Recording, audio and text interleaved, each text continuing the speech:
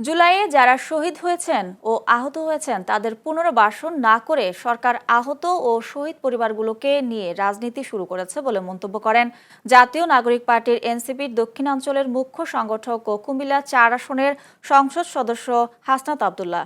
শুক্রবার রাতে লক্ষ্মীপুরের রায়পুর শহরে অনুষ্ঠিত পথসভায় কথা বলেন তিনি।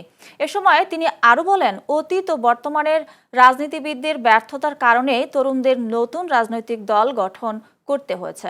পথসভায় আগে হাসনাত আব্দুল্লাহ রায়পুর শহরের প্রধান সড়ক প্রদক্ষিণ করে সাধারণ মানুষের সঙ্গে শুভেচ্ছা বিনিময় করেন।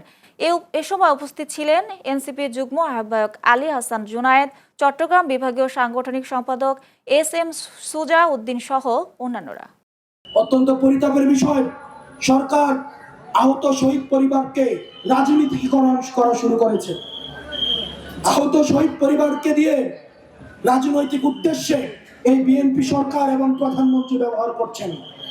উনি দুইবার আহত শহীদ পরিবারকে অন্তত নগ্নভাবে রাজনৈতিক উদ্দেশ্যে ব্যবহার করেছেন, যেটা তার কাছ থেকে অপ্রত্যাশিত। এই মিডিয়ার সামনে বলছি, মাননীয় প্রধানমন্ত্রী সংসদে রাজনৈতিকভাবে আহত শহীদ পরিবারকে সংসদে নিয়ে এসে গণভোটের বিরুদ্ধে ওনাদেরকে ভুল বুঝিয়ে আমাদের বিরুদ্ধে অবস্থান নিয়েছেন।